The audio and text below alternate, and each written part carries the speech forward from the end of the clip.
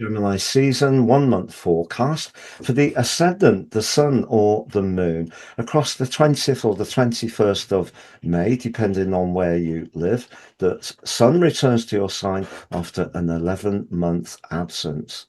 We can talk about the sun in Gemini from a general perspective, but each visit each year will have its own unique qualities because the exact moment the sun arrives creates an event chart, and that provides a backdrop for the whole month. Other planetary influences will have their impact too. On the screen is yours from a purely Gemini viewpoint. I'm astrologer Patrick Arundel. I'm going to unpack that chart for you and also share some exciting upcoming influences. By the end of the forecast, you'll have a much clearer understanding of what the next 4 weeks holds in terms of your energy, work, relationships, or finances. Thank you so much for joining me. If you've yet to subscribe to the channel, please do so now to help it to continue to thrive. But please also click or tap the bell notification symbol. Yours is the third zodiac sign. It's mutable, so very flexible. It's an air sign, so intrinsically about communication. Your ruler, Mercury, is the planet that goes between the gods above and us mortals on earth, the messenger. But it's very much to do with being fleet-footed.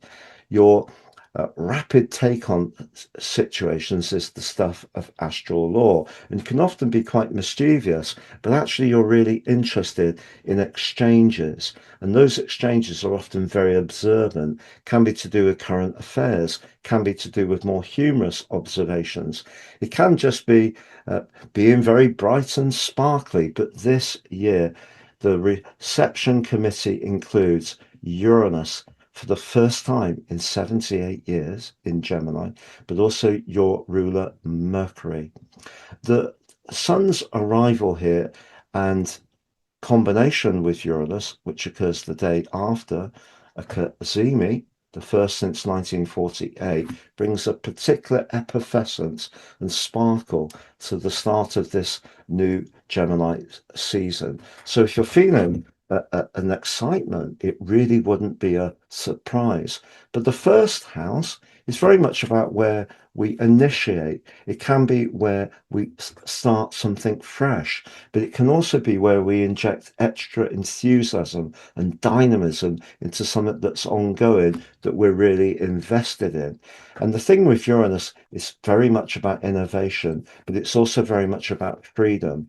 And if you have found with the sun's recent passage through the psychological 12th house of your chart, including a potent new moon in a conjunction with the Mercury in Taurus and also the arrival of Mars in your 12th house, that you have felt a little bit jaded of late, not quite on top form, it wouldn't be a complete surprise.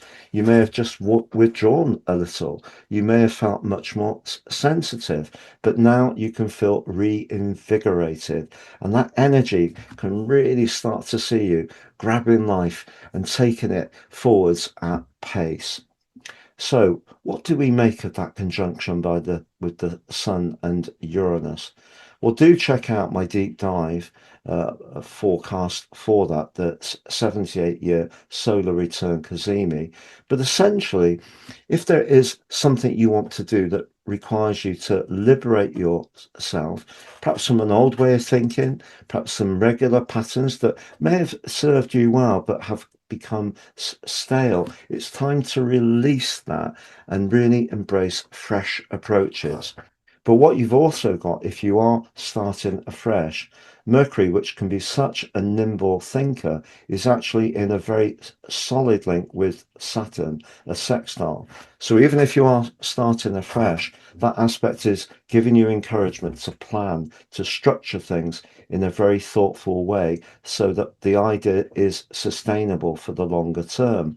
Also, your powers of perception are heightened with Mercury's very penetrative link to Pluto. If there is a subject that needs to be discussed, you'll be able to get to the nub of it in an incredibly fast way, which in itself is exciting. But you do have Mars still in that 12th house, and there could be some old issues you do still need to work through. And one of the things about your sign is your attention span can be a little on the low side because you get so bored. You need to be constantly stimulated. But there may be times over the next 4 weeks when some raw energy from your past may need to be discussed or processed. And the key here is not to use your mutability to swerve and actually avoid looking at a more emotional and perhaps painful past memory.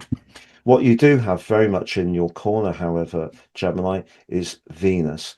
Venus is the ruler of Taurus, but it's moved into the nurturing sign of Cancer, but for you in your second house.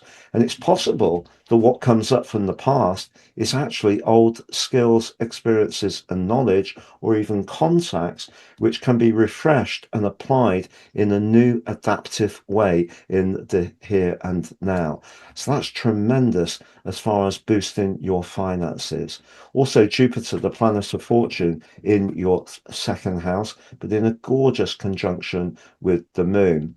One of the things you could find is that your nervous energy does get very stimulated over the next 4 weeks. So there may be times that you want to escape into some calorific goodies. Totally understandable. I do it all the time myself. This generally is very strong for finance, but it also can see you being attracted by anything that's remotely yummy and sweet. Now, that could include someone who takes your fancy. But again, with Mars in that 12th house, linking with Venus, is there going to be a sensual connection or reconnection to someone from your past? Wouldn't be a complete surprise. But what this combination does point towards is just resetting, recalibrating whatever you're doing. And if you do need to break free of something that's been very inhibiting, it may be a way of thinking. It could be some lifestyle choices. It could be some friendships that are no longer working. But what I would say is, as the sun moves forwards, he does come into a lovely sextile with Neptune. And what you can do is bring that spark, vivacity, and quick wits, which is all going to go at the speed of light, to a much more atmospheric dimension. So your imagination is going to be very strong, as well as your intellectual stimulation. But we do have the North Node right at the top of your chart, the point of destiny. And what is going to happen on the 26th is the Sun comes into a T square with that and also the South Node. If there is something you have retreated into, as far as the South Node, could be to do with your home or being very aware of its cleanliness or tidiness, or it's a professional situation that you feel a little bit locked into as well. The Sun, particularly in that conjunction with Uranus, could push you or provoke you, in the case of Uranus, to actually break free from something that isn't working so well. And that could be a little bit dislocating, particularly if it is something that you have been emotionally invested in, the North Node in Pisces, for some while. So just be conscious of that. Also, if you do find yourself tempted to splash out money with Venus in a square with Neptune, it's probably best to go for something that's either innately pleasurable or innately practical, because what Neptune and Venus can do is distort our desires. But that could be true if there's someone in your friendship circle that you're drawn towards, someone who's very sultry, and with Mars in that 12th house, a clandestine connection might call out to you, but that will have its ramifications. Also, as far as friendships are concerned, if you have gone through something rather recently where there was a tense or angry moment with Mars passing over Chiron, the moon in a square with Chiron suggests you could still be processing that. And as much as you can move into the moment, be very dynamic, show people just how clever you can be. If there is that lingering upset from that, it may need to be processed. Just one other thing, if as far as relationships, the path of fortune is in your seventh house, so that's rather delicious too, forging a lovely link to Saturn. So if there are certain people you get on extremely well with, those relationships could get stronger. I'm going to summarize those 4 areas: energy, work, relationships, and finances next. Just to say, I've slashed the price on my personal horoscope reports. You can now order your life roadmap report, which helps us to understand the patterns that are played out in our lives so far and get a more intimate understanding of them and how to work with those energies better future forwards. 3, your 12 months transit forecast, and also your draconic analysis. This is your soul karmic report. If you don't have the North Node late in Pisces or early in Aries, your draconic chart could be very different to your nativity. It's a different way of looking at astrology and also what energy you bring into this world in that karmic context, but it is absolutely fascinating. Please see below for more. If you've yet to watch that Uranus 78-year solar return Kazemi video, please check that out. If you've yet to watch your Mars in Aries, if you've yet to watch your Mars in Taurus video, 6-week forecast, please check that out. If you'd like to work with me one-to-one, please check out my testimonials below. And if you've yet to take advantage of my free daily written horoscope fired to your device each morning, please see below to sign up for that. So Gemini, this is a time of renewal, of freshness, of extra vitality. You are going to feel much more in the moment than you have recently, but with Mars in that 12th house and also the new moon energy still reverberating through the heavens, do try to stay in tune with your deeper feelings, which can be a challenge for Gemini people, but you are definitely going to sparkle with effervescence, and that's going to draw people to you. So if you are wanting to inject greater excitement and fun into your social life, you could find yourself right at the heart of the action. But as far as your financial situation is concerned, I think it looks really strong as long as you don't get almost caught up in going for something that might look really appealing but actually isn't, with the square between Neptune and Venus. The same could be true around a relationship, but I think someone from your past, either romantically or professionally, could come back into your world, not necessarily in the same way. You may not become lovers again if you used to be connected to someone, but there may be an opportunity to actually release some of the stale air that may have been locked into that situation from the past. But I think as far as your professional situation is concerned, you can dazzle people with your strategic vision, your penetrative understanding of situations, the way you can understand structures really skillfully. But I think if you are doing something you're not enjoying, you're going to be pushed in a way to revisit why you might still want to do that.